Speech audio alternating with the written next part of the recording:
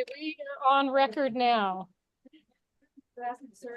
Okay, here's the legal disclaimer, guys. We're on recording. We're in the midst of a settlement agreement, a legal settlement agreement. There are things we can and cannot say. I'm not an attorney, but we have our attorneys present right here to keep me on track. First of all, I'd like to say, be very cautious about what you're saying to your clients about this settlement agreement. Would you mind turning that up just a little bit? Dying, thanks. Here we go. Be careful what you say to your clients because the settlement was about price fixing. It's about when people say standard commission is this, standard commission was that. They made me do this, they made me do that. When I hear it out there in the field or I see it in writing, it scares the heck out of me because who's enforcing this settlement? Who's enforcing us doing what we're supposed to be doing? Ultimately is so everything is about my license right now. If you guys are not enforcing all of these regulations as part of the settlement agreement, it all boils down to you and me. NAR has agreed to the settlement. So has Coldwell Banker's parent company Anywhere. And if we are not going to abide by the settlement and we breach any of the terms, we can be held liable and then we can be sued outside of the settlement. So that's why it's really imperative that we not have any of the conversations about, well, we all used to charge X% and we're all going to keep charging this and we're all going to talk about it at meetings and we're all going to have these little MLS committees where we try and get the most compensation we can. We can't do that, you guys. I saw some stuff online last night and I kind of had to stop it. I said, stop talking about what we used to do and what we might do in the future. Was that a good legal disclaimer? I got a thumbs up from the attorneys. Thank you. Premise of the lawsuit we talked about, price fixing is what they said we've done. We all know we haven't done price fixing. We all know in California that our commissions have always been negotiable, always. I mean, it's in bold, it's in our contracts. However, in the state of Missouri, where this was filed, that was not the case. 8 jurors found the plaintiffs in the amount of $1.80 something billion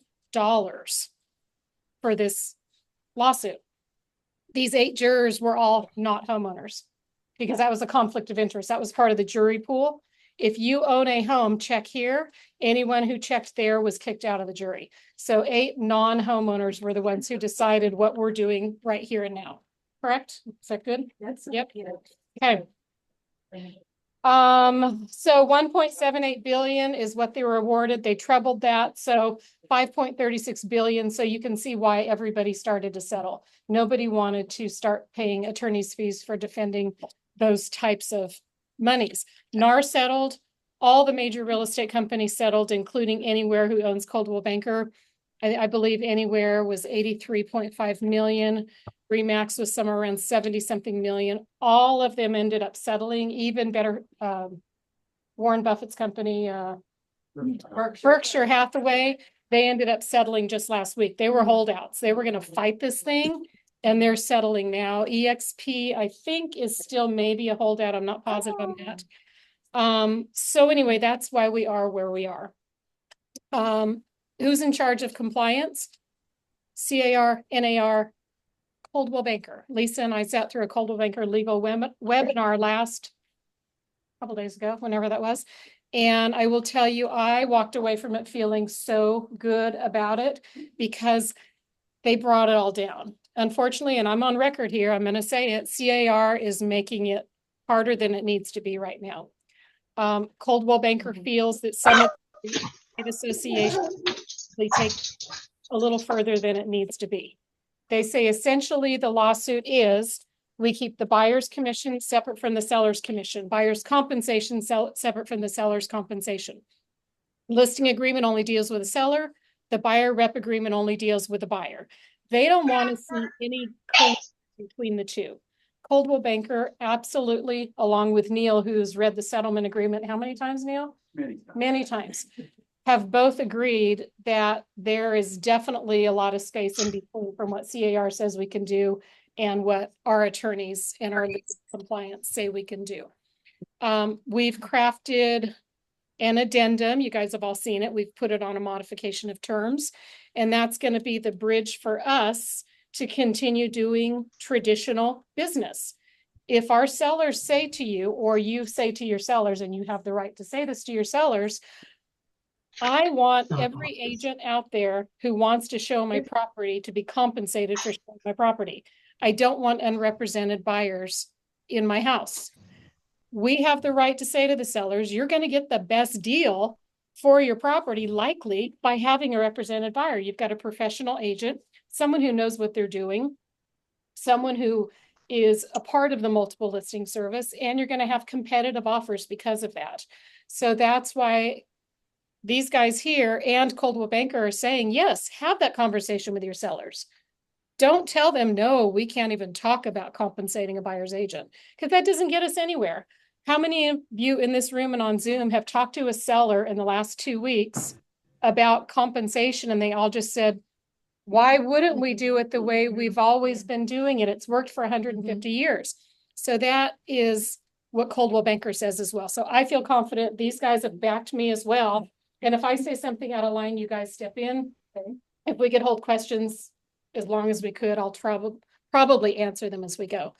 Just I would add that No, that a pitch to a seller as to why they should offer a commission is that if they don't, they're going to restrict the potential buyers to only those that can afford to pay out of pocket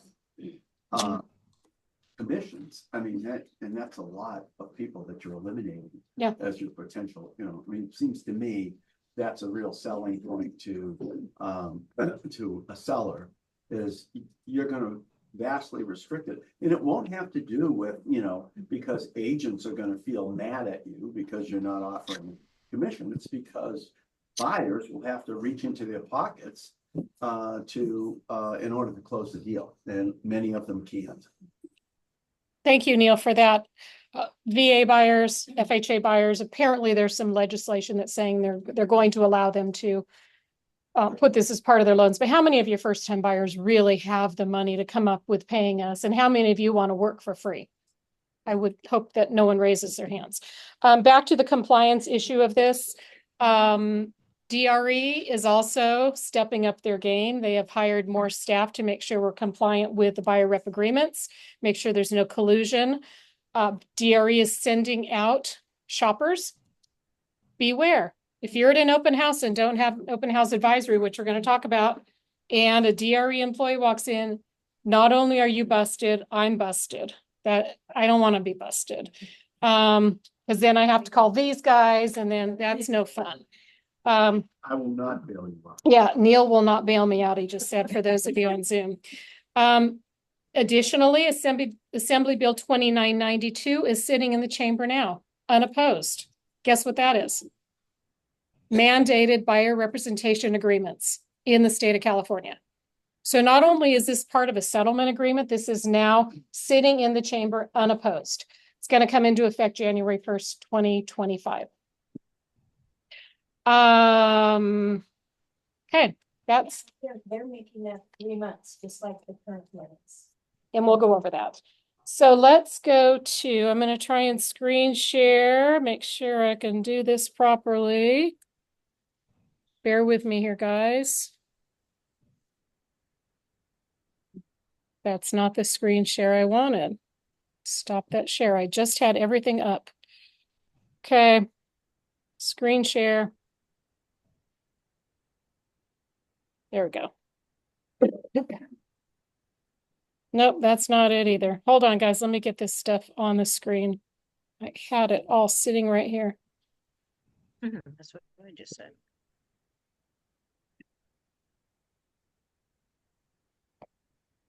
Okay, we're going to start with a buyer representation agreement. Tell me if you guys on Zoom see this.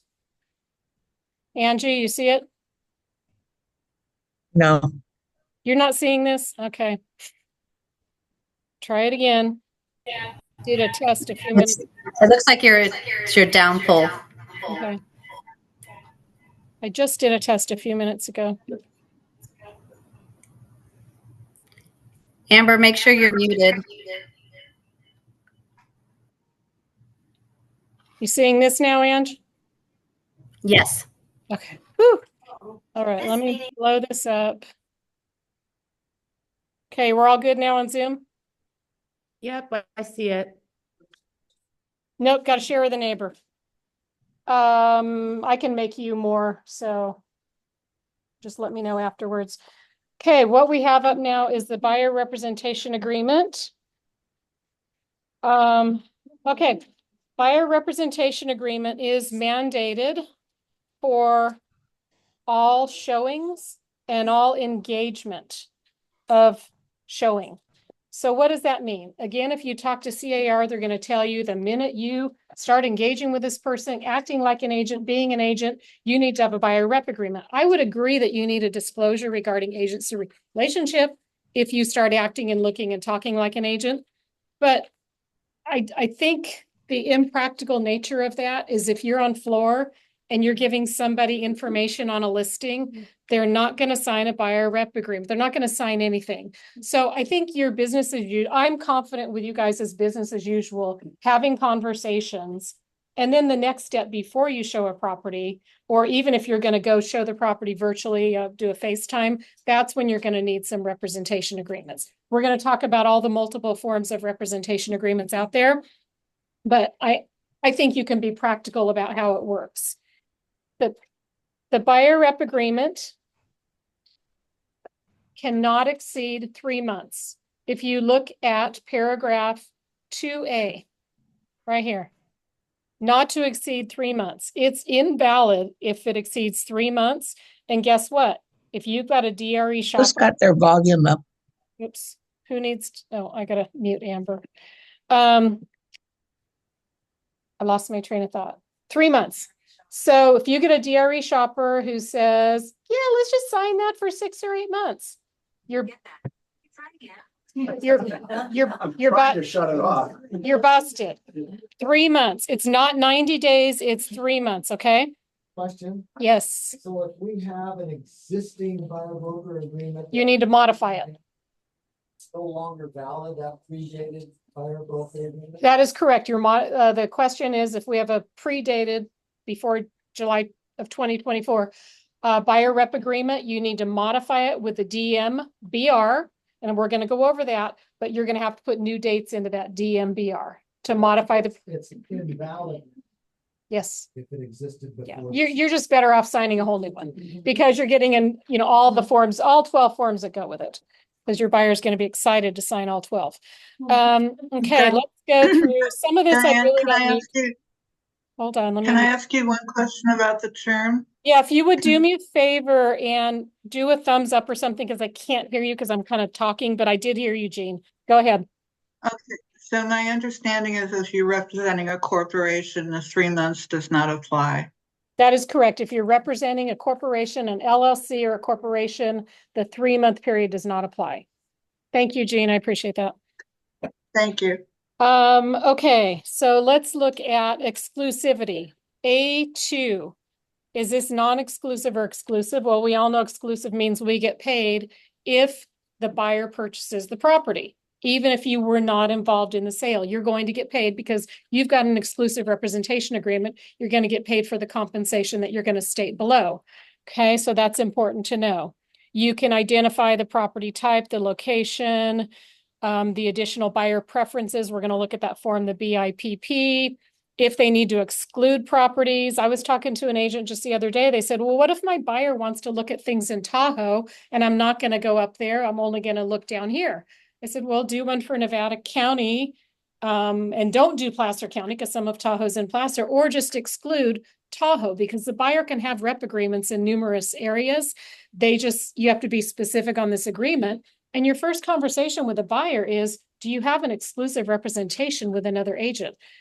Same thing we've always asked them. Are you working with someone else? Now you take it a step further. Do you have an exclusive representation? E1 is the amount of compensation. You guys stop putting 2.5% in here. If you put 2.5%, that's the most you're ever going to get paid. What if the seller's offering 3%? I'm talking to clients and sellers right now who say, why? Of course I want to offer 3%. I want to incentivize the buyer and the buyer's agent, exactly what the lawsuit is supposed to be about, right? But if you put 2.5 and the seller offered 3, you only get 2.5. So have the conversation with your buyer. If I put 3 in here and I'm offered 2.5, I'm only going to take the 2.5, you guys. I'm good for that. Put that in writing, put it in an email. I have a broker friend in Benicia who is rejecting all BRBCs that are less than 3%. Could they put it, we put it on an addendum to that agreement? Sure, They just say that, yeah, we will agree to work. of course. Yeah. The addendum, though, is only signed by the client. Just remember that. Can we put that on an addendum? You're probably just better off putting it in an email saying, Mr. Buyer, if I'm offered 2.5, now if you're offered 2, you're probably not going to take it. You're going to have the buyer make up the difference. I can talk commissions, you guys. That's not part of the settlement agreement because you're all under one brokerage. You cannot now have this conversation with somebody from another brokerage. So if I'm saying commissions and not compensation, I can do that here. But I just can't collude with other brokers saying, are you going to offer this? Are you going to do that? I can't have those conversations. But with you guys, we can.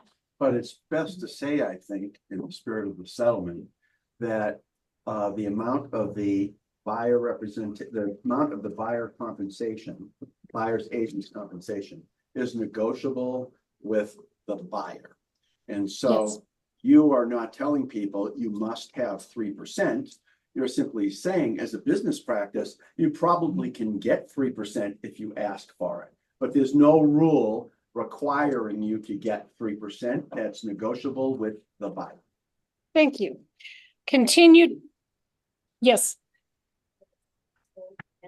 Residential and for land, maybe someone's willing to do 5%, what would you? That's a really good question, Kendall. I would probably put the 5 total in there. And then if you're only offered 3 or 4 and you're willing to take that, have that conversation.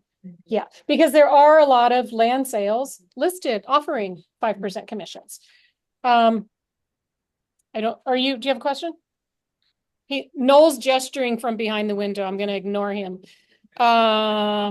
Continued right to represent broker involved parties or properties. So E3, you put a continuation period just like you do in your listing contract. You're saying, you know what, at the expiration of this agreement, if you buyer purchase this property with somebody else in the next 90 days, you're still going to pay me. So protect yourself there. Don't let a buyer drag you around for 3 months and then go work with the listing agent on 3 months and 1 day. You need to get paid for that. Well, we have to keep a list of. Keep a list. Absolutely. Diane? Yes, you can go more. There is no restriction of more than 90 days. Go ahead, Ange. So I think the question was asked and Nope, she froze. I'm going to keep talking until you unfreeze.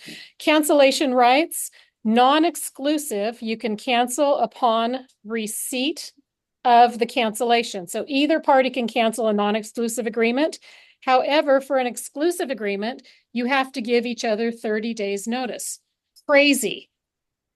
I believe that if you and the buyer mutually agreed to cancel it, you could use a modification of terms and mutually cancel that agreement. I'm going to go with that.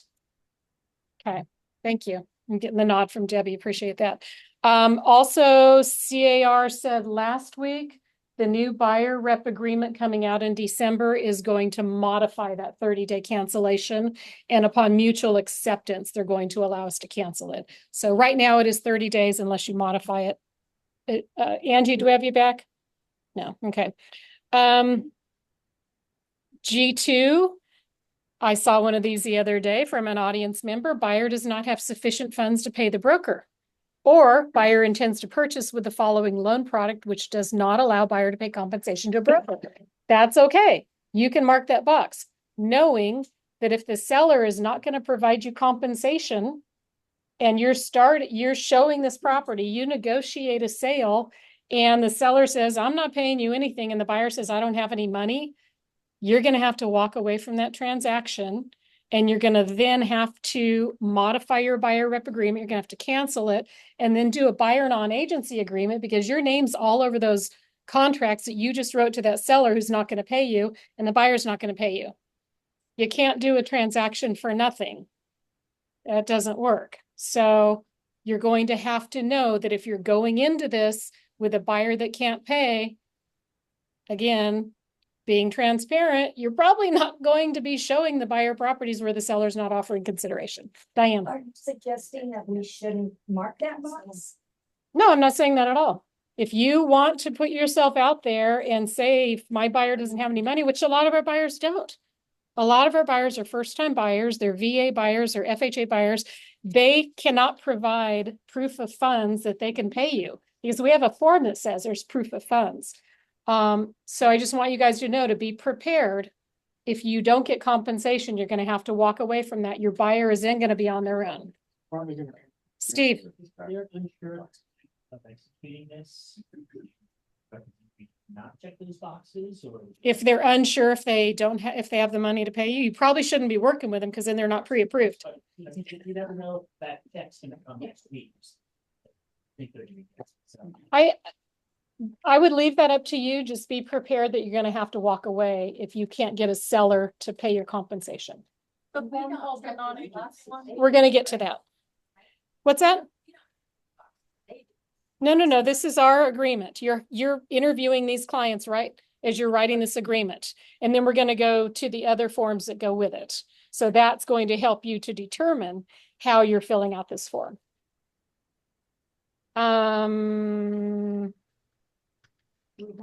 Okay. Page 2, really nothing to look at on that. You guys should read all this though, please, on your own.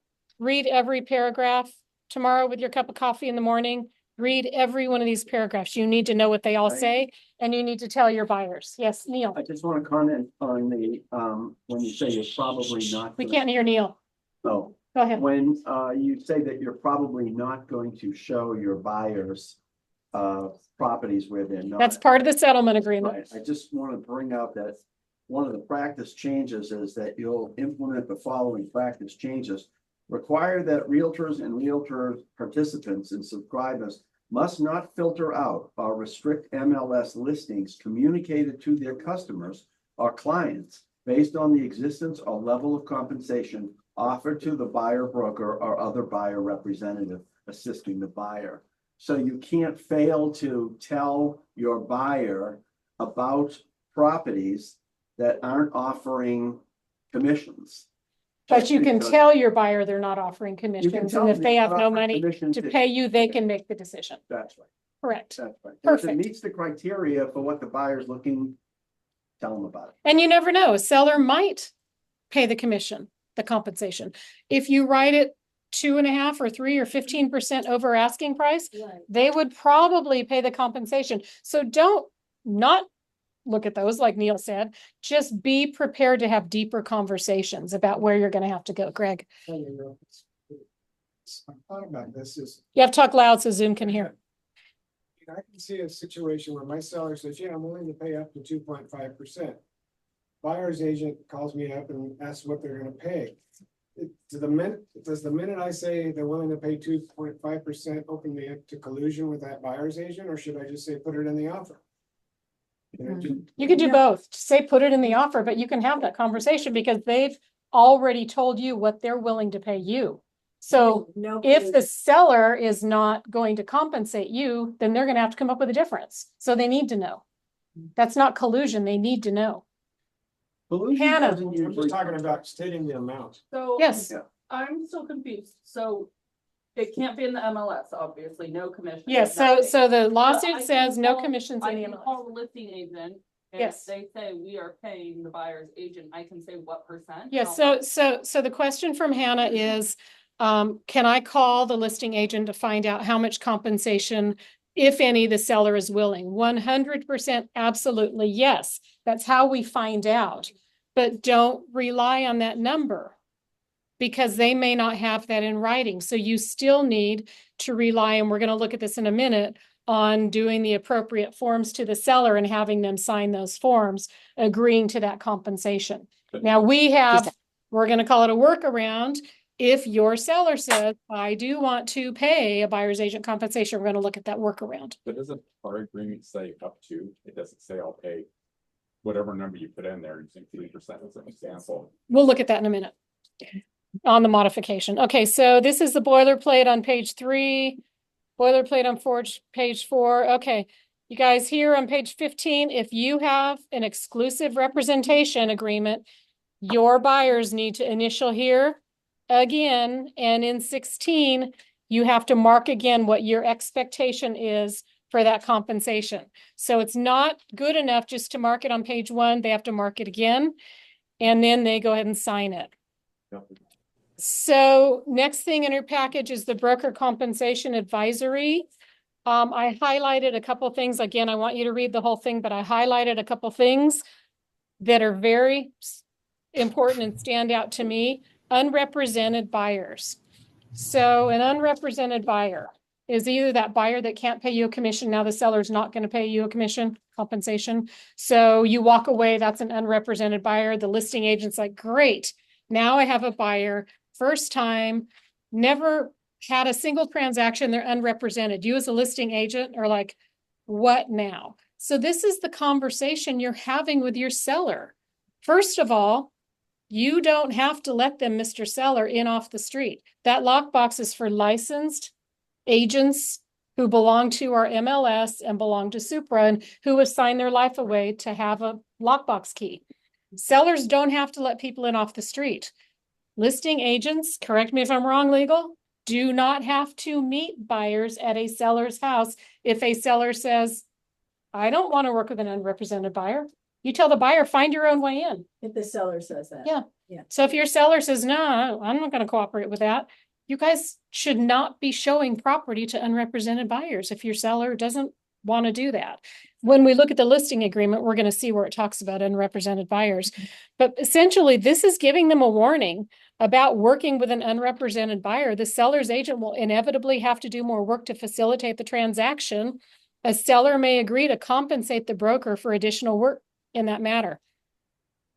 Page 2 of the BCA is item number 3. I highlighted the person responsible for payment may be negotiated in the transaction. A buyer can pay the compensation pursuant to the buyer rep agreement. A seller can pay the compensation pursuant. Are we good? Okay. Pursuant to the addendum to the listing agreement that we have. Okay. Single party compensation agreement. I've been asked a couple times in the last couple of weeks, do I need to do all these additional MLSA forms? No, a single party compensation agreement doesn't have anything about MLS in it. So you don't have to do those extra forms. Changing practice related to seller's broker's offer of compensation. The NAR settlement prohibits the seller's broker from using an MLS to make an offer of compensation. That was the big to-do. That was pretty much what the whole settlement said. It also says buyers and sellers must separately negotiate compensation with their respective brokers as specified above. So that's the BCA. Here's the buyer identification of preferences and properties, the BIPP. This was referenced on page 1 of the buyer rep agreement. This is a fantastic document, you guys. If you're not using this, you should. I wish Pamada was here because she loves this form. Where are you, Pam? This allows you to give this form to your buyer and say, what's your price range? What kind of property do you want? How many bedrooms? How many bathrooms? This kind of mimics a thing I did 100 years ago where I made a Word document, handed it off to the buyer and said, fill this out. Tell me what it is you're looking for, where you're looking, and then you can follow that guideline. It also goes on to talk about this is a confidential document, and this is just a really good document to have in hand. And the next one to have in hand is the buyer financial and personal information document, where you hand this off to your buyer as well. So we're going to be doing a lot of printing of papers again, like the olden days, like the PEDS. Print these things, put them in your briefcase, your car, wherever. Hold on a sec, Noel. Have these documents available so your buyer can fill them out and hand them to you. But the personal and financial information talks about the source of the buyer's closing costs and the source of their money to pay you. So this is kind of important information. This is where you get into that conversation. This is what we're doing now. Everybody in the nation is doing this with very few exceptions. So we need to know before we get into this contract how we're going to get paid as realtors. Do you have the money? Where's the money? Now, there's a big warning here. Keep this information. Don't leave it on the seat of your car. This is some confidential information. And there's some legislation out there that's now saying, okay, we've got information that we probably shouldn't have, kind of like FERP does. We never wanted the seller's social. So just be really cautious with this information, but it's a good thing to have. And, you know, you've got your lender information in 3G here. Why would you put a buyer in your car without a pre-approval letter? So this is actually even before they're going to the lender, because if you start filling this out and they say, well, I don't have lender information, you're out of here. This is a whole new paradigm, you guys. This is actually, I'm excited about this for you, some of this, because some of you will show buyers property for 3 and 4 months, and then the buyer tells the lender the day they meet him on day 91, that bankruptcy from last year won't affect me, will it? And that's when you really, seriously? So this information is, you need to have this ahead of time. We're not requiring it as part of your buyer rep agreements, but you should be requiring it for yourself.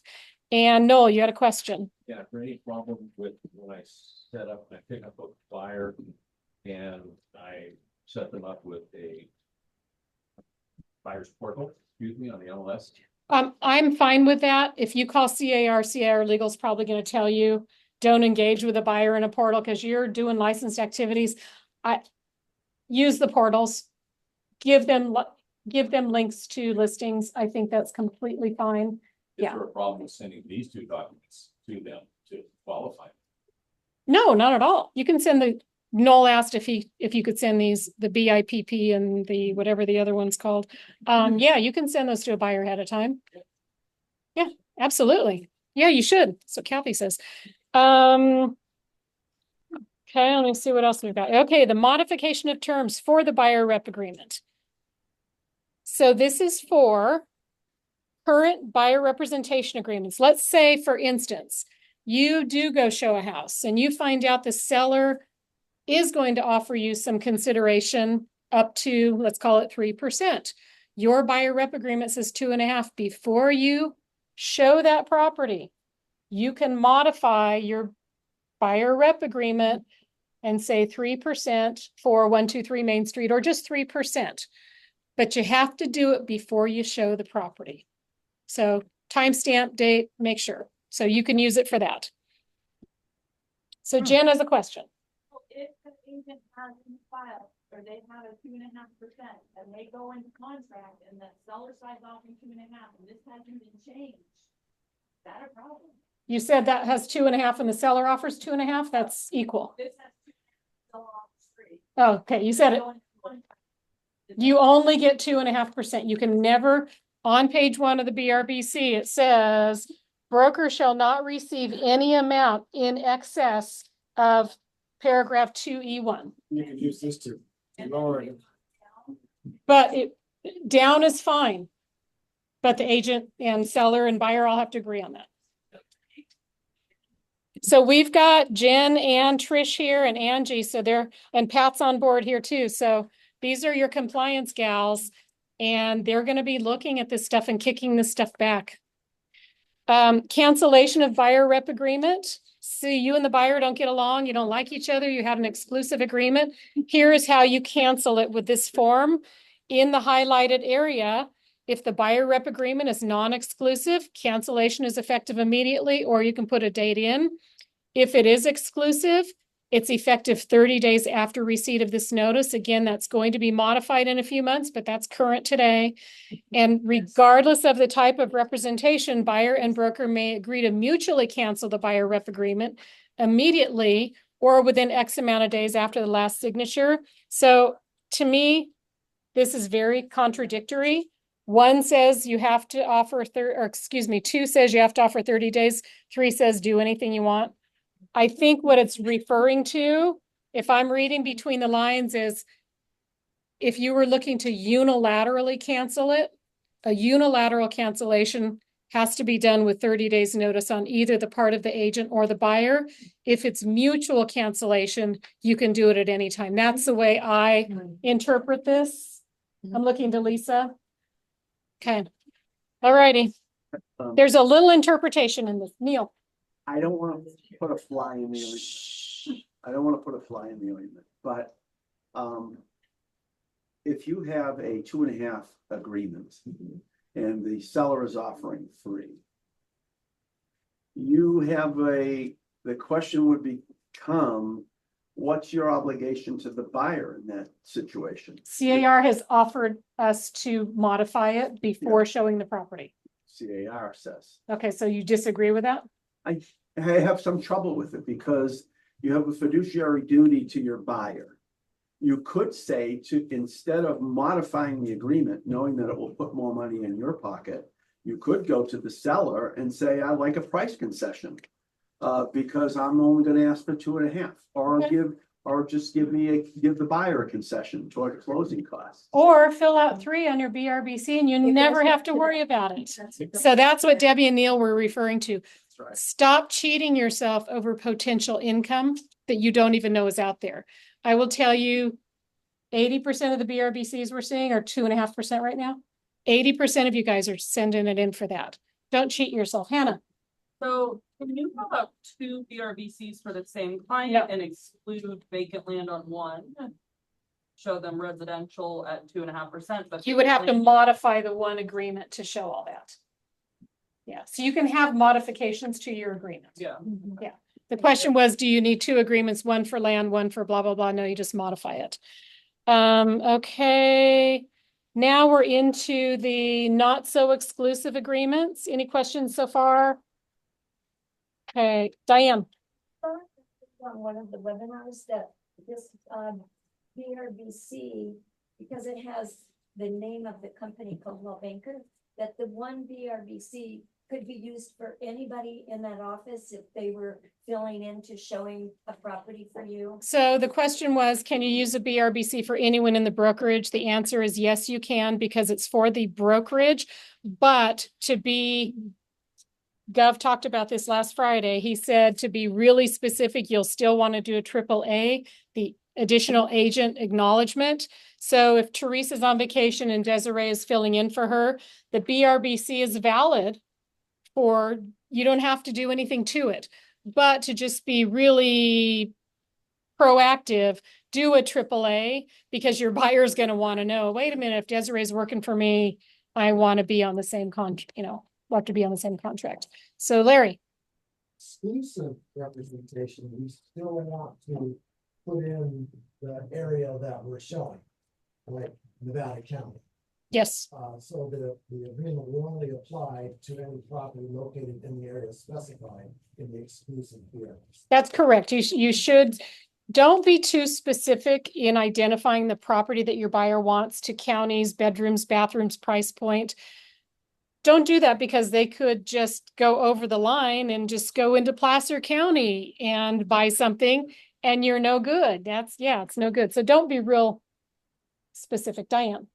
Question, if you ask somebody, have you already signed a buyer broker representative agreement with another agent? And they say yes, and you say, is it exclusive or non-exclusive? They say, oh, it's non-exclusive. Can you then get them to sign one with you? Yes, they can sign an exclusive with you if they have a non-exclusive with someone else. Okay. But do you want to work with that person? No. I'm just asking. I was looking at you. Did you have a comment on that? Nope. Okay. All right. Property showing and representation agreement. This is the PSRA, because we needed 70 more acronyms, right, Paul? The PSRA, my favorite form. I like this form. This is non-exclusive. It's for that buyer you're giving the nickel and dime tour to. You're not sure you want to work with them. They don't know if they want to work with you. Let's drive through Lake Wildwood. But I still have to sign something, you guys. This is a national thing we're dealing with. So this is what I want to sign with you. A prospective buyer for up to 3, it says open houses or other properties. I think this is a really great document. Item 3 says prospective buyer grants broker the non-exclusive right to represent buyer in acquiring the property identified above on the following terms and conditions. You identify 3 properties, you show them 3 properties. Here's, I'm saying workaround, that's not a real good word. CAR says there's no prohibition against modifying this. They say, you can say, let's look at 3 more. We're using a modification. How long is this good for? The representation period 4A says this cannot exceed 30 days. So let's say you do one this week for 3 properties and the buyers, you're still not sure if you want to work with them. Add 3 more properties through a modification the next day. CAR says there's no prohibition against it. I don't know why they put these dates on here and then don't say there's no prohibition. It makes kind of 0 sense. Desiree? So if you have this filled out and your buyer wants to buy one of the properties on here, then you have to have me sign the BRBC. So if you have this non-exclusive and then they want to become your client, then you want to do the full BRBC with them. This is just the freebie. And don't do too many of these because this will just take you back to that showing properties forever and ever. Utilize the fact that this is now going to be law. Don't skirt too much around the fact that where you can say, I can do some freebies for a while. Don't do that. Protect yourselves. Protect the gas in your car, your time.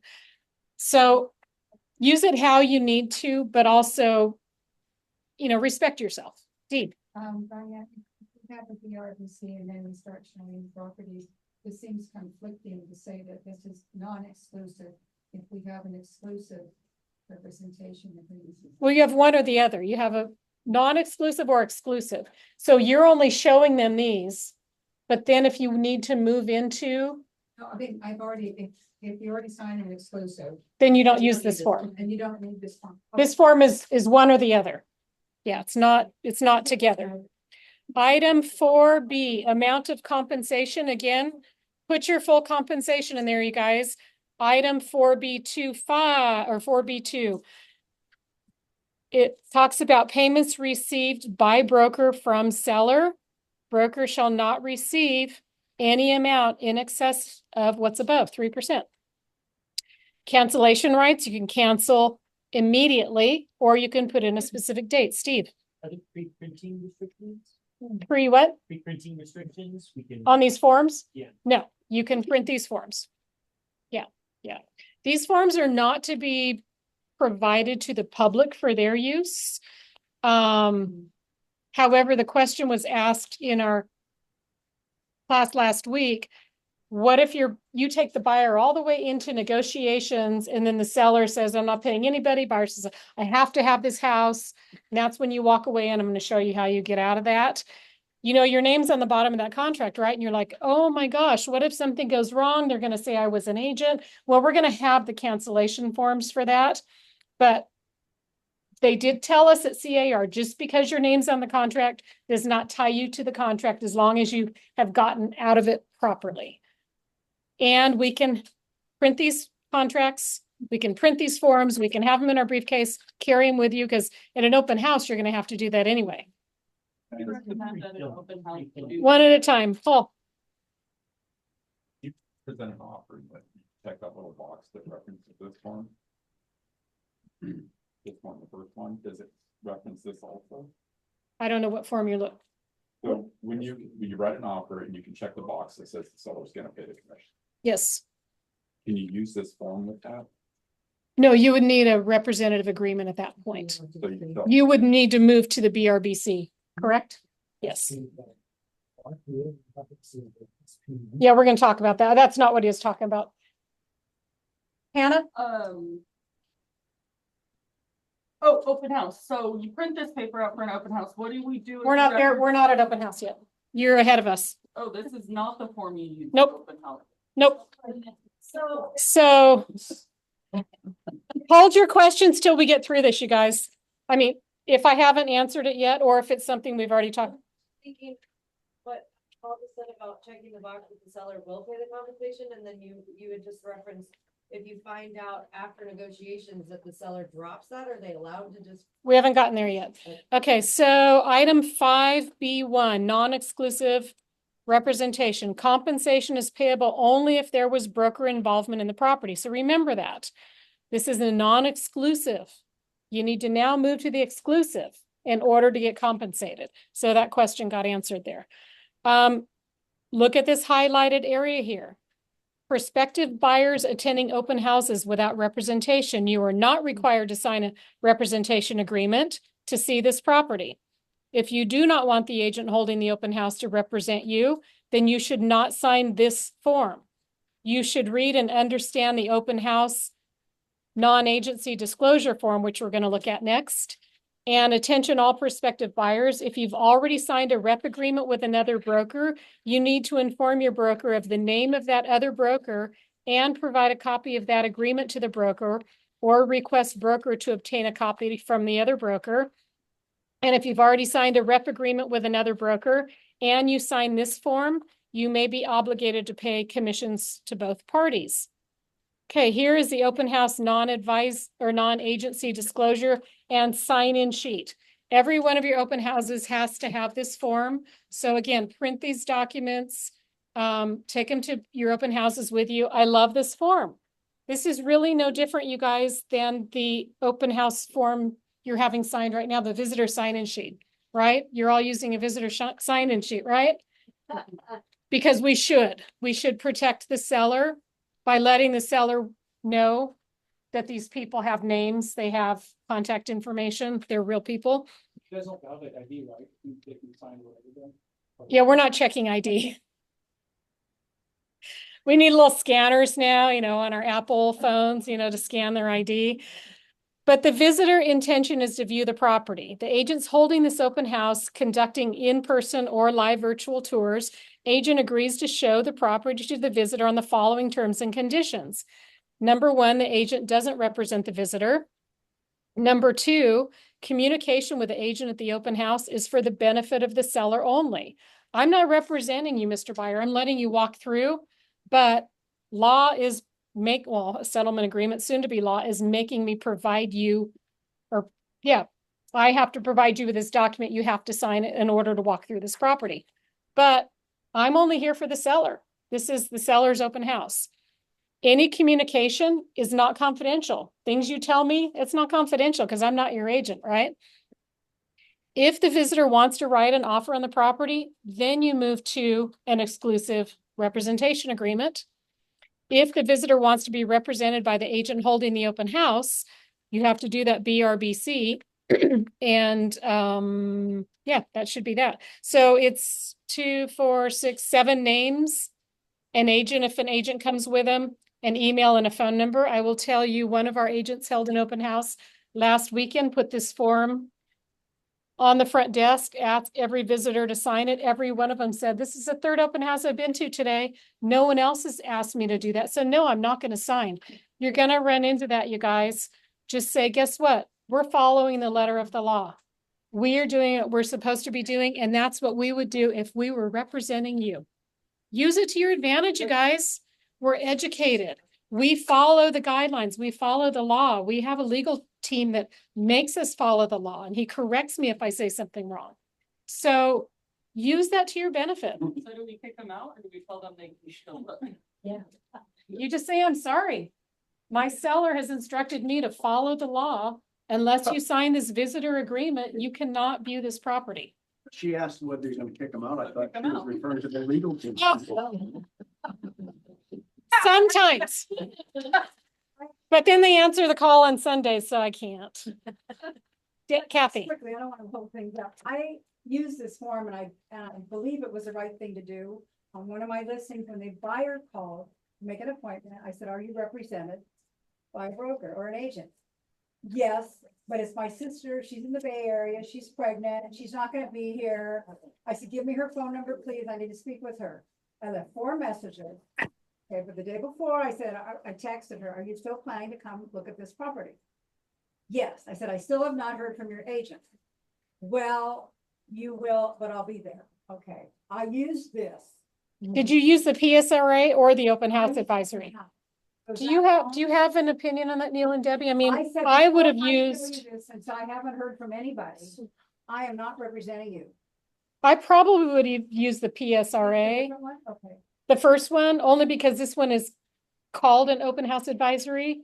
The other one is actually called, For the listing, okay. Not the non-exclusive. Yeah. Same thing. yeah, I'd probably use the property showing and representation agreement. Because you can actually put the street number on there. And it doesn't say anything about visitors and open houses. Good question, though, because I've heard that from a couple people. Yeah. And here is, I threw this in here. We may not be able to use this much longer. This is the form, the disclosure and mod to buyer rep agreement for rep agreements prior to July. So this answers Larry's question. How do we modify those old buyer rep agreements? We do it with this form. And if you look on 1B, it talks about the need to modify the agreement is to take all the MLS language out of it. And buyer agrees to notify buyer, broker agrees to notify buyer once the MLS can no longer be used to offer compensation to buyer's brokers. So if you have an old buyer rep agreement, you were required as of Monday, when MLS stopped putting compensation out there, MetroList, you were required to notify that buyer. How many of you knew that? Probably not a lot of you. So if you're at Tahoe Sierra, theirs was Tuesday. If you were CR MLS, I think theirs was last Friday. If you were Barry's, theirs was about a month ago. And I'm going to tell you a quick story for those of you that weren't on my Zoom class last Monday. Barry stopped putting compensation in their MLS a while back, a few weeks ago. They notified everybody there's no more compensation. You have to follow the new guidelines. You got to use a buyer rep agreement and the seller payment to buyer broker in your contract. My girlfriend down there has a brokerage and she had a $1.2 million listing, which apparently is like first time buyer fodder down there. They got multiple offers on this property and the seller took the best offer. The best offer did not include a seller payment to buyer broker agreement in it. So the listing agent from my girlfriend's office and the seller said, wow, that's the best offer. I'm guessing the buyer's agent must be getting paid on the side or something. So let's take that offer. It netted them the most money. They rejected the other offers. They took this one. The broker demand comes through. My girlfriend's company puts in their brokerage fee, 0 to the other broker. She gets a call from the other broker, happens to be from another company that's kind of does a lot of crazy work out there. And the agent calls her and says, I want my standard 2.5%. My girlfriend says, first of all, I'm going to hang up on you if you use the word standard again, because there is no standard in our industry. Second of all, you are not entitled to compensation. Well, I guess they got into it. Finally, my friend hung up the phone. She said it was ridiculous.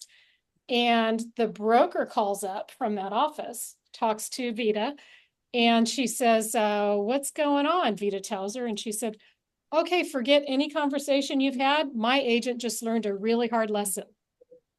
$25 million or $25,000 commission. She got nothing. So when you ask me why we should do this, that's why. So that was in Barry's. Anyway, that's my story of the day. I like to tell stories. You know that. Okay, buyer representation. I think anybody over here, anything else? Lisa, Neil, Deb? Okay. Notes that I wrote to myself, remember to tell the agents, this is nationwide. There are very few exceptions of what we're going through. The practice of the seller paying compensation does not have to change. Most reasonable sellers understand the traditional method. Traditional was Neil's term the other day. I said, I'm going to use that in the class. The traditional method has worked for 150 years. You can have that conversation with your sellers. Neil says so. What do I know? I will tell you, though, that CAR has taken a hard stance against making that statement. We've got Neil and Debbie, and we've got Coldwell Bankers attorneys who Lisa and I went to that webinar last week, and they said absolutely perfectly okay. but it has to be the sellers who agree to it. So we're going to talk about that now. Are you guys on Zoom? Can you see the residential listing agreement now? Thumbs up. Oh, Steve's on Zoom. Okay. Thank you, Steve. Okay, residential listing agreement. Okay, I don't want residential listing agreement. I want purchase contract. Sorry. No. Okay, we're going to talk about the residential purchase contract.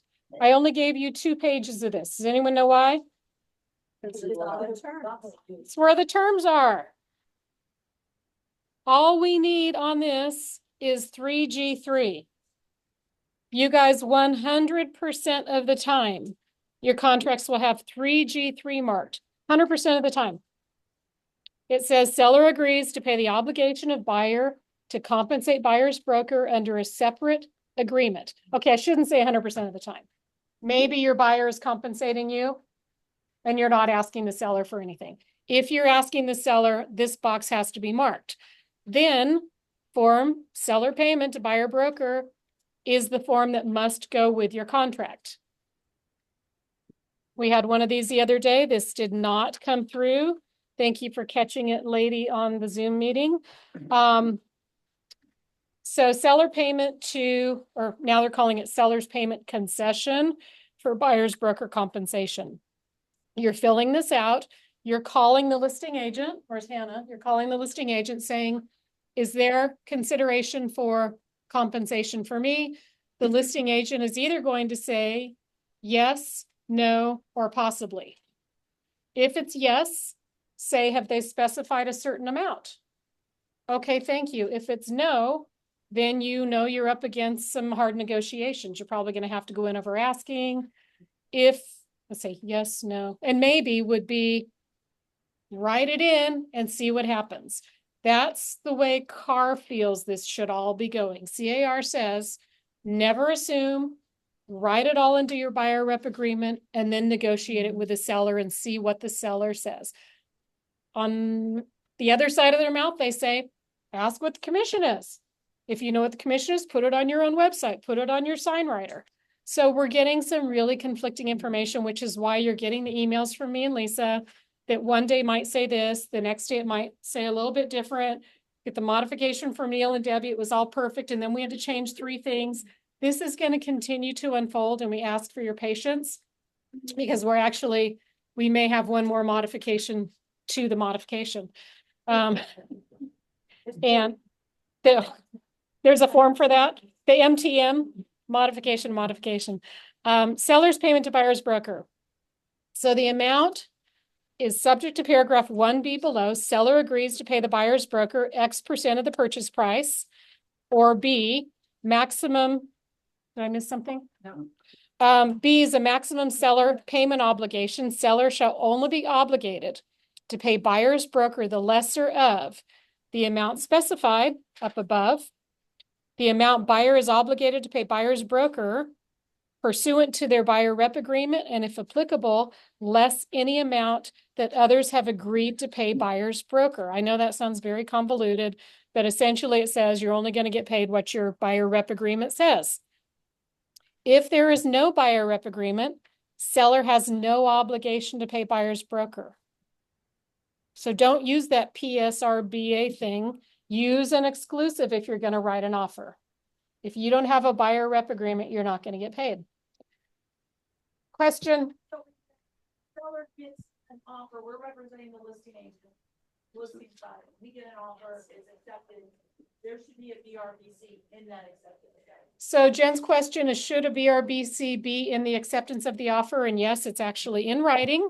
So the seller, down below here, Jen, buyer authorizes buyer's broker, and if applicable, escrow holder upon request to deliver to seller or seller's broker a copy of the BRBC.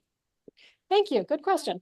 Identifying the compensation buyer has agreed to pay buyer's broker, such as the last page of the BRBC. That is confirmation. The last page, remember up above, it said exclusive, 3%. That's what we provide with the offer, with the SPBB, with 3G marked. Those are the 3 things that go together. Spoons? Never mind.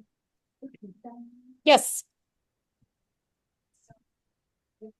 seller is offering out a low compensation, so the buyer says, well, I'll pay that part of it, the part that the seller is not going to compensate you. So what?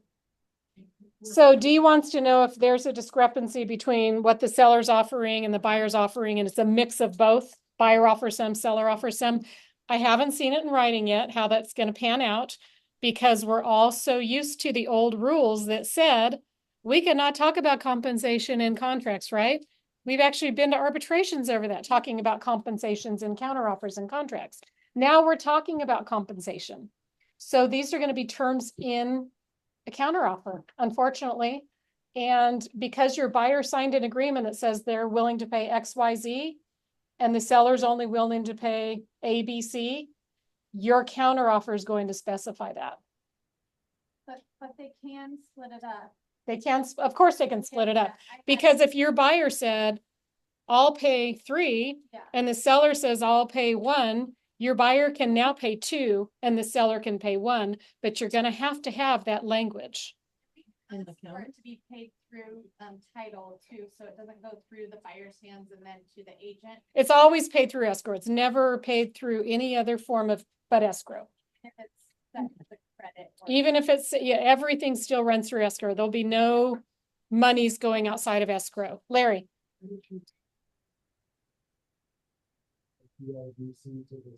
It's on the seller payment to buyer's broker, paragraph 3.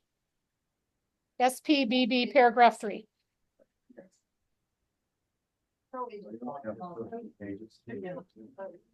Question? Yeah, I was talking to an agent at C1 that said that their owner, they said, we're not going to give the buyer all, 12 pages to sign to represent them. And they made their own form. I heard that. So Dee said that C21 Select has made their own form. That is absolutely correct. Dan and I have been talking, Dan Jacuzzi and I. Additionally, Coldwell Banker, I wasn't going to bring this up till the end. Let me see if I have it in my notes to bring up. Yeah, it's actually my last little notes right here.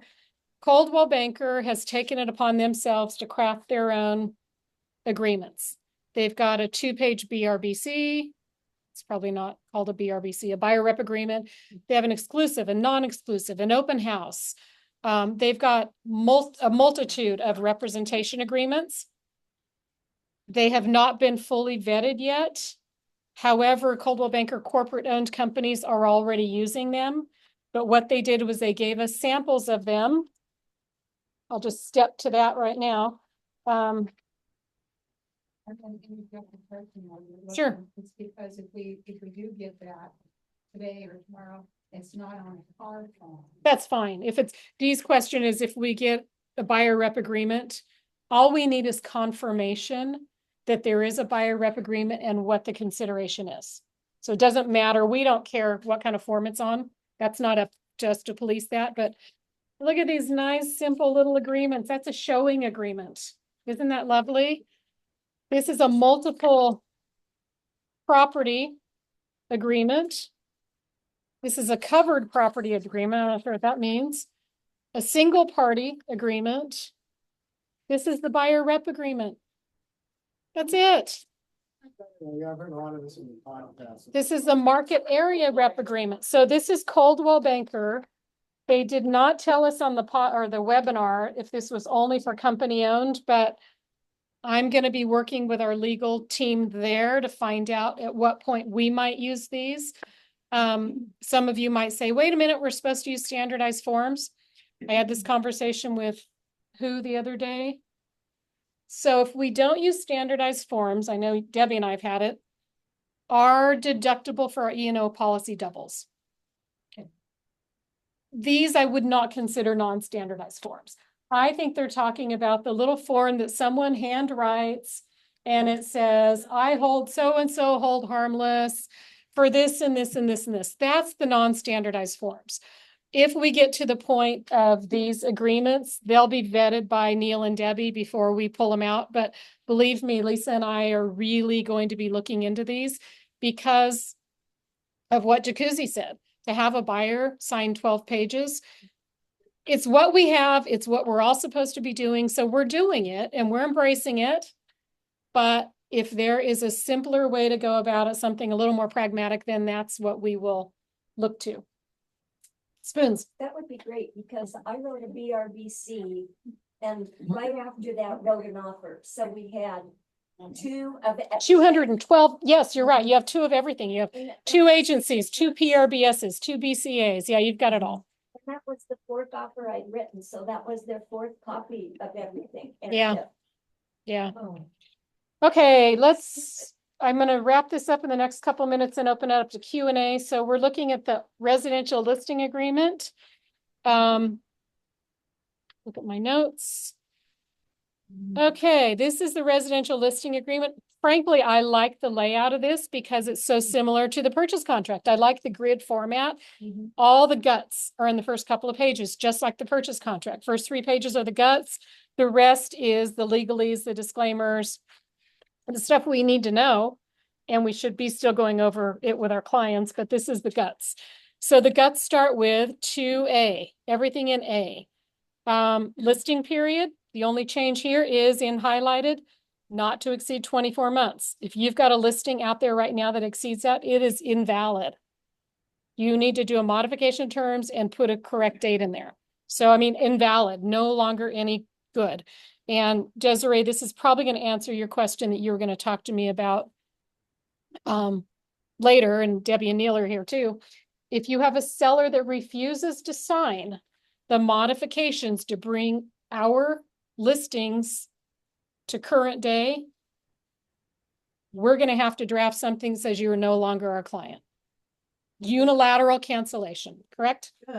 Say so. So we're going to be doing unilateral cancellations, and we're just going to have to send that off to the seller saying, we have a settlement agreement we have to comply with. If you refuse to sign this documentation, we are no longer your clients. That answer that question? Thought so. That's kind of why I said, let me talk to you about this later. Okay, item C, C1, compensation to seller's broker, only seller's broker here. So I think this is kind of cool. The seller sees 3%, of course they're going to pay you 3%. Right? Why are we discounting ourselves here? I think we just got a raise because of this new listing agreement, you guys. Because we haven't even talked about what we're going to pay the buyer's agent yet.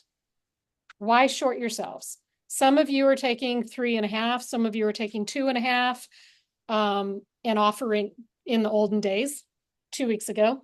You would take 6%, keep 3.5, offer out 2.5. Why not still do that? Some of you would say, let's just do it for 5 and split it 50-50. Put 3 in here, and then when you get to the seller's or the buyer's agent compensation, put 2. Let the buyer's agent negotiate for the rest. This just gave you a really easy way to get a raise. That's why I wanted you all in this class today. You're all going to get a raise. C2. This does not apply. Okay, additional compensation to seller's broker if buyer is unrepresented. And last week, CAR threw this other little thing in here without telling us, but I like it.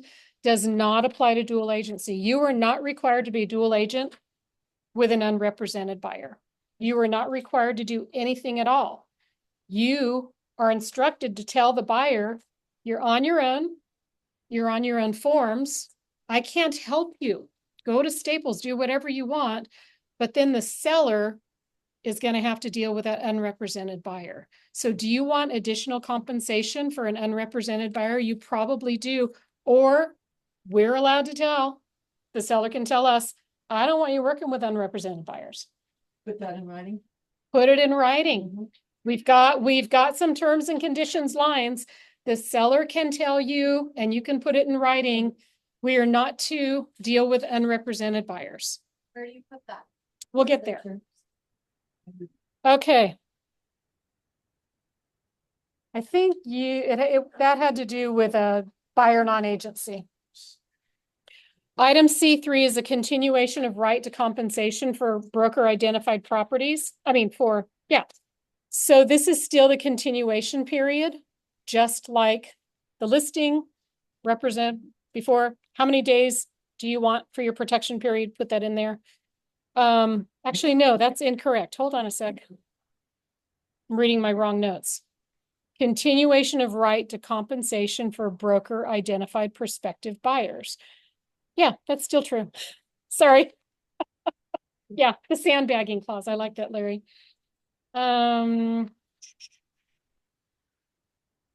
Question on the, does not apply to the dual agency. So grassroots has a listing, 3% to the seller or listing agent. Another grassroots agent brings a buyer in, they have their own BRBC. We just treat it separate. The buyer gets paid, or the grassroots buyer's agent gets paid what they negotiated in their BRBC with the seller's approval. Yes, and I suspect that's probably going to change because of all these crazy dual agency laws. I suspect there's going to be some new forms that are going to be for in-house transactions, do XYZ, because if they're telling us the buyer rep agreement is an agreement with the brokerage, which it is, a listing agreement is an agreement with the brokerage, well, then essentially it's all one agreement.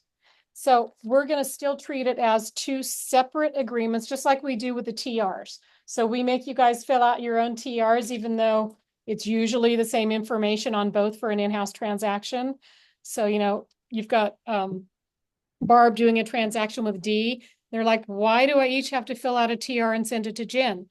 Well, because there's going to be differing information. You know, Barb's getting 3% and D's getting 4%. This does not apply if the dual agency actually belongs in here. Yes. Even if the both off, Correct. Yeah, just treat them as separate. They are two separate. There's no extra work. They don't become one agreement. They become two separate agreements to which there are separate obligations. You're just involved in both of them. And let me just say as a, comment, Diane's comment put 3% into C1. I'm in trouble again. No, it's just for clarification. It is a recommendation based on her experience as to what you might get, but is not a rule or obligation of Caldwell Banker. You can put in 1% if you want to shoot yourself in the foot. Go right ahead. You got the gun, you got the foot. But it's just a comment that in her experience, if you put 3% in, you're likely to get. So choice is yours with negotiation with your seller. But We haven't even talked to the buyer, so you were off. You were a little ahead of yourself on that. Actually, That's for the seller's agent, the 3%. So forget what he just said. I've already forgot. So you, as a listing agent, show your value proposition to your seller and what your value is. This is what I charge. Lori sent out a letter to her clients that said, I'm really good at what I do. I charge you XYZ. I don't know what other agents are going to charge you. If you want to go with someone else, go with someone else. But this is what I charge you. So you have the right to do that. What Neil's referring to is what we're going to offer to the buyer's agent. Right? Did I catch him on that? Well, No? Yeah. I'm looking at, What he said applies to both. yeah, it does apply to both. It's, it's negotiable, it's what you wanna put in there. So it's. But I don't think it is what the seller wants to put in there. If I'm offering to work for you as your listing agent, this is what I charge you. It's negotiable. Look at the big bold. The amount of real estate commission is not fixed by law. They're set by each broker individually and may be negotiable between seller and broker. We're negotiating right now. If you don't want to pay me what I put in here, don't sign this agreement. That's essentially what that's all about. It's not fixed by law. Pay me what you want. No, I'm not going to say that to my seller. Pay me what you want because they want to pay me 1%. Over $1,000, right? So why not put in 3? I'm just saying you should put in 3, but that's a basis that's on the basis of marketing and what you think you can get. Yeah. Not a rule of Caldwell Bank. Right. Which, yeah. Okay. Yes. Unrepresented, how are they even seeing properties they're not allowed to show? It's actually a really good question. It's in my notes. I'll deal with that now. Lori, I'll answer 2 questions with one. Item K here, additional terms. If your seller says, I don't want to deal with unrepresented buyers, because you're going to say to your seller, we might have unrepresented buyers. How do you want to deal with them? Are you going to just allow them to come look at your house? Seller says absolutely not. In item K, your seller can make the statement and you can put it in writing. Seller That they're will not- not. Right.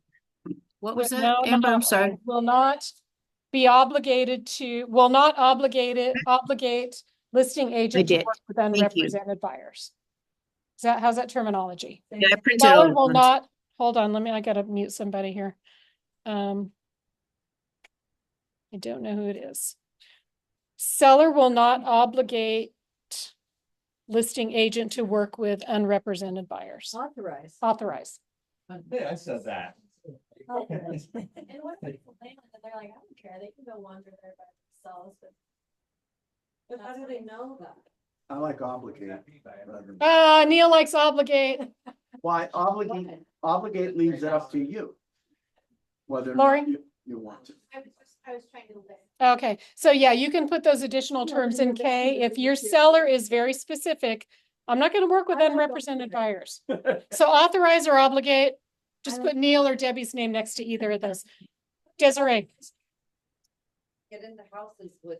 well, that's just it. You're having that conversation with your seller. You know, this settlement agreement allows people to run willy-nilly. You might get someone to knock on your door. Don't let them in. Are you kidding me? As your listing agent, if you authorize me or obligate me to not work with an unrepresented buyer, I'm not letting them in. Tell them to go find an agent. Land, so if they're like, yep, let them come see the land, but now they're calling. Well, they're gonna see it anyway. It's land unless there's a gate. That's when you say, you know what? I am the seller's agent. You should have your agent call me and they're gonna see I don't have an agent. Just say, I've been authorized or obligated not to work with unrepresented buyers. You'll have to find, yeah, or you can say, I'll be your agent. Come on in and let's sign a buyer rep agreement. This is the new paradigm. This is what we're operating under. I like author, I mean, there's a fine line there. If the word is obligate, then it's up to you. Then it's up to you whether you work with that buyer or not. The problem with it being up to you is then you might be in breach of your fiduciary duties to your seller. So if your seller does not authorize you to work with people who are unrepresented, you have an edict that says, sorry, I can't, you know, and there's no breach of fiduciary duty because you've been directed. I like her explanation. Steve. You kind of tried to touch this topic. Let me see if we can get it. So somebody refuses to do this completely. They sign a form to get in, they're entering the home.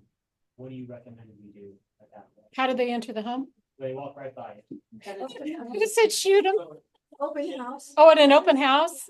Oh, yeah, they feel entitled to see the house. I would say your open houses now have a closed door. They're no longer an open door policy. I would say that's a really important thing to consider. You know, open houses, you leave the door open, people wander. That's not going to happen anymore because you'll be breaching the settlement terms by not having you open the door. Hi, nice to meet you.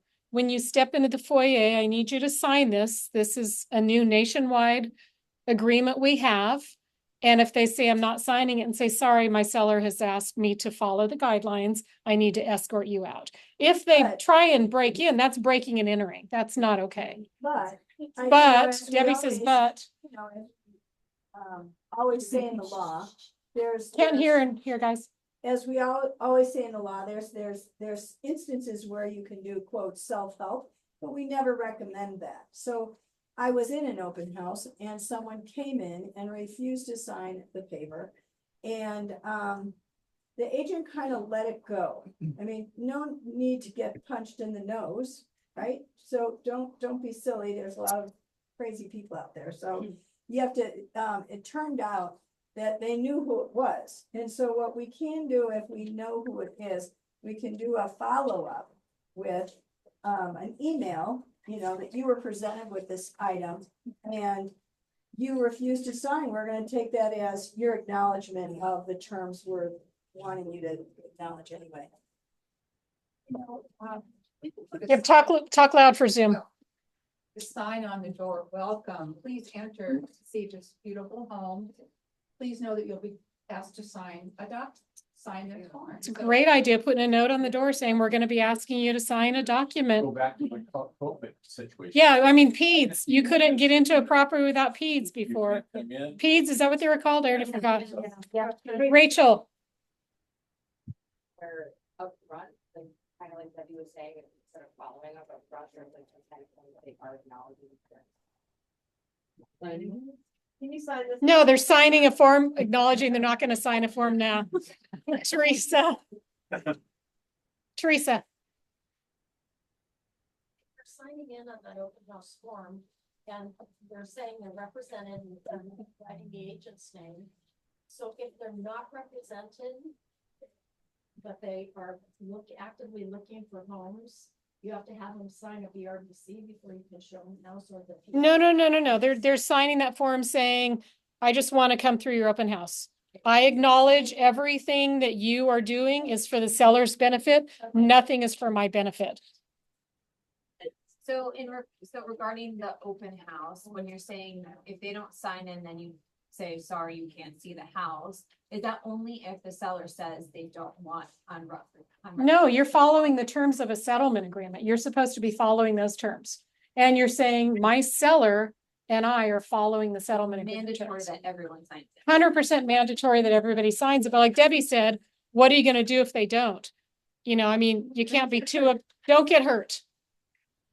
Okay, I've got 8 more minutes. The obligations for them to fill out on the open house form, can they just fill out their name, or does it have to be the name, email, phone? Whatever you can get them to sign. So they just. Because if somebody came back to you later and said, he was telling me this and this, it's like, no, you sign this form. I don't really care if you get their email or phone number. You read the form, the gist of it is.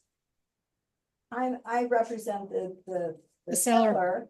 So, just so you know that, I don't represent you. So if they don't, they're cantankerous about signing the phone, just say, you have a spiel where you just say, I represent the seller, I don't represent you. It's simple. And then later you can say, I always say that. That's what I always say. So that's how I know I said it, because I always say it. Yeah, the thing is, I think I mentioned this when we gave our presentation a while ago. You can't get them to sign the agreement, the open house, give them a copy. Because, notice, I mean, if we can't get agreement, we'll settle for notice. That's a good idea. Hand it to them saying, here you go. Can you sign this, please? No. All right, well then this is for you. Kind of like when you're going through a parking lot and someone shoves a flyer in you and you got to take it. Same idea. Or you can make a note, your notes, handed that. The point of that form is that anything you say is in service to the seller. So that you don't want them later to say, well, you told me that it had 5 bathrooms and, whatever it is that they are trying to pin on you. So this is an unpin. This is like, don't pin anything on me because I don't represent you. I like that, Neil. Thank you. Really important here. We're still on the listing agreement. And your seller says to you, you just talked about the traditional model of real estate where we used to offer a buyer's agent compensation. I still want to do that. How do we obligate that seller in writing? We do that by marking 3B that there's an addenda attached to this listing agreement. If your seller wants it, we can't mandate it. Debbie would prefer that our seller even confirms in an email that says, I really do want to pay a buyer's agent's commission. So if you can get that, it's a double protection, but we're marking this box 3B that the MTLA modification of terms listing agreement is attached. I'm going to skip this for a minute and come back. I'm going to go back to the MTLA real quick. So make y'all dizzy out there. Okay, modification of terms listing agreement. Apologies if this gets modified, but don't worry, we modify the template. So anytime you're in a new transaction, it will be perfect. The reason that it's such a long paragraph here on this modification of terms is because Debbie and Neil put some legalese in here that they felt we really needed to. So this modification of terms essentially says seller authorizes and instructs broker to offer compensation to a buyer's agent of X% of the sales price, less the amount that the buyer's broker might be paying, right? So remember, buyer's broker pays a certain amount. So long as the amount does not exceed the amount buyer is obligated to pay the buyer's broker pursuant to a buyer rep agreement. This provision shall not apply if there is no buyer rep agreement. This provision may be modified if broker and seller agree in writing, listing agreement, MLSA, and this modification shall be construed together. However, if the terms conflict, the terms of this modification shall prevail. Please do not modify this modification. I've seen a couple come through that says seller will pay 2.5%. We're going to reject that, you guys. This is vetted by these fine folks here, and we need to stick with this language. So if you're not going to don't do it at all. If you don't like this language, just let the seller decide if he wants to pay compensation when the offer comes in. No. I've kind of made up my mind just to do the 3, 6, and 10 in that situation, and then put the 3 in there or the 5 in there with the slam, the case may be. Because you have to make it consistent when you take a land listing. So no one's new. We have to make it consistent. You're talking about fair housing violations, aren't you? No, because commissions are negotiable. You might have a seller who's a much better negotiator than this guy next door. Guy next door might say, I love you, Noel, I'll pay you 5 and the buyer's agent 5. The other guy next door might say, absolutely not. I never pay more than 3 and 3. So that's not a federal housing violation. And the same with the buyer broker agreement, it can have varying amounts. We don't always have to put 3 or 2.5. No, because that's going to be dependent on your buyer. Your buyer's the one making that decision. Right. Your buyer is saying, I can't afford to pay you 3%, Pam. And you go, okay, I'll do it for 2.5. So remember, commissions are negotiable. You cannot refer to something being always standardized. Everyone in the industry does this. You can say Coldwell Banker wants me to do this, but it's negotiable. Real quickly. Buyer broker? No, everything's negotiable. Yeah, they don't want you to be consistent. Yeah. So back to the listing agreement, item 4C I highlighted for you. Optional additional compensation for unrepresented buyers. Again, if you are going to represent or not represent, but allow an unrepresented buyer, this tells the seller what happens in that case. You're going to take on a lot more work as a buyer's agent. Excuse me, the seller's agent. A maximum listing period here, 24 months. I highlighted that. Presentation of offers, I highlighted. Additionally, certain buyers may not be able to or allowed to pay compensation to a buyer's broker. These buyers may request for seller to pay buyer's broker through a term in the purchase agreement or through a separate comp agreement. Seller is advised to discuss and consider the best strategy for seller related to the presentation of offers. So this is part of your listing agreement. You're having these conversations ahead of time before you even get an offer. Unrepresented buyers, again, see what's happening here? They keep talking about it over and over and over again. I think this means they think it's going to happen. If a buyer is interested in viewing seller's property and is not already represented by a real estate broker, and such buyer refuses to be represented by a broker, the seller authorizes broker to obtain a signed document from that buyer who refuses representation. That is the BNA, the buyer non-agency agreement. So if you get a buyer who wants to represent him or herself, you must have a buyer non-agency agreement. I'm not your agent. I'm working on behalf of the seller. I can't help you. I can't answer your questions. Buyer non-agency agreement. That's the one that you can give them at the open house too? Well, the form at the open house agreement says essentially the same thing, but no, if it's actually pursuant to a purchase contract, you have to use a BNA. But if you're at an open house, you can use that form. A buyer wants to write an offer, he can write an offer. Yes. Unless the seller prohibited it or yes. How could that buyer write an offer without our forms? Oh, believe me, that's been big topic of our conversation at CAR. They'll figure it out. They can actually buy forms at our association. They can. Yeah. Oh, I did not. But be careful, you're going to have a lot of work on your end of it.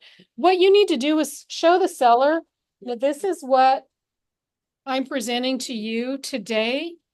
And this is the packet the buyer's going to be presenting to you tomorrow. Do you think someone who doesn't have the experience and knowledge that we have in the education and the training sessions will be able to represent themselves. So do you advise us to advise the seller to reject? I am going through this listing agreement with the seller, and they've read 3 times now about unrepresented buyers. And you have the conversation, what do you feel about that? Yes. And they say, you know what? I want every offer. Sellers will say that. I want to see every offer there is.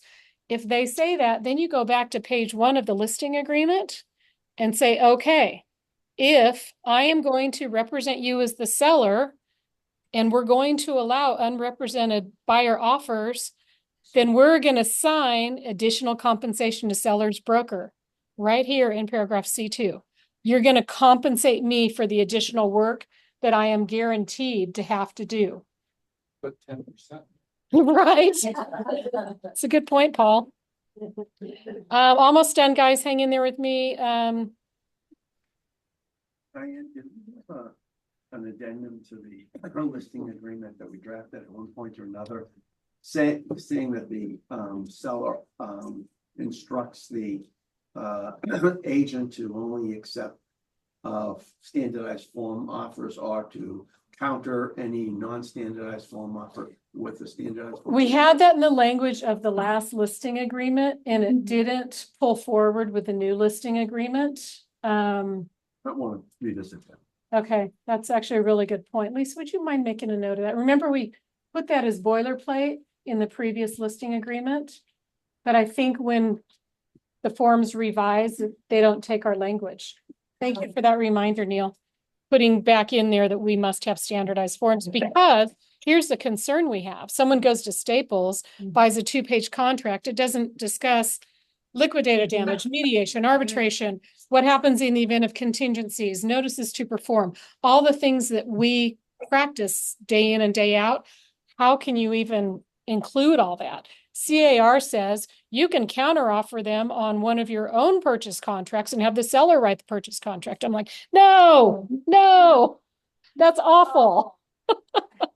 We talked about unrepresented buyers 3 times now. And just FYI, if anyone asks you, why did they leave all these intentionally blank pages in all of our new forms? Because they're revising them. They're leaving space for more revisions. So we will more words. Debbie's going to give them more legalese to put in. Are you going to talk about dual agency? There's not, oh wait, hold on. Here's the MLSA, the multiple listing service addendum. This agreement also needs paragraph 5B2 checked. Patricia's going to reject those. If you don't reference the MTLA in the listing agreement and in the MLSA, if your seller is authorizing concessions under a specific amount. If they're just saying, hey, I'll consider concessions, mark this box and you're done. And you just tell any agents out there, seller considers concessions or credits. But if they want to be very specific, that's when we can add that modification of terms. I want to go over concessions or monetary payments that a seller agrees to contribute towards a buyer's expenses and other closing costs. Concessions may include closing costs, title, lender fees, repairs, inspections, or buyer broker compensation. Concessions identified in an MLS listing are not promises to pay, but instead indicate to a buyer that the seller will consider offering concessions. And here it talks about concessions specified in the MLS are not intended to be binding on the seller unless included in the accepted purchase contract. And concessions in the MLS must be allowed to be used for any permissible buyer expense. Okay, so be cautious of that. We talked about hold on just a quick second. Here is the buyer non-agency agreement that you would use for unrepresented buyers. You hand this off to a buyer. You're going to represent yourself. You must sign this document that says, I don't represent you. Everything I do is on behalf of the seller. And then the last thing in here is a disclosure and modification to previous listing agreements. I'm going to suggest if you have an old listing agreement, get a new one. The new language is so much more clear because if you just try and modify with what CAR gave us pre-July listing agreements, it says right here, you really need to modify the listing agreement. every term about MLS, about cooperating compensation, that's all out the window. So probably just easier to get a new listing agreement. Do we cancel the current one? I think you probably don't even need to cancel the current one. I think you could just do a whole new one because the current one is no longer in effect. And the MLS stays the same. You don't have to put it on hold. Correct. Yeah. Yeah. Do you agree with that? Well, how is it not in effect? Because of the settlement agreement, none of that applies anymore. I know it doesn't apply, but it's still a contract that's in effect. So cancellation is probably a better idea. So how about an addendum saying seller agrees to, because sometimes you don't want to cancel it if the sellers are a little iffy. Oh, How about a modification? A modification of terms, Yeah. and in the modification state New agrees agreement. to, yeah, yeah, So MPLA. yes, yes. Lori, Diane, hold on, Diane, a I sec, just hold did, on, hold on. What we needed to do to modify our listing. You can, that's fine, but I'm just saying it's in, practically speaking, you might want to get some new agreements. If it's expiring, you have to do a new one. Well, you don't have to, you can do a modification, but it's just cleaner to have a new one, but go ahead and just modify, you're fine. Jean Thompson, so, so my I can't question hear you, is Jean, along, sorry. my question is along the same line here. I just had a seller on the old listing form and I just had him redo the listing on the new forms because it was so much easier.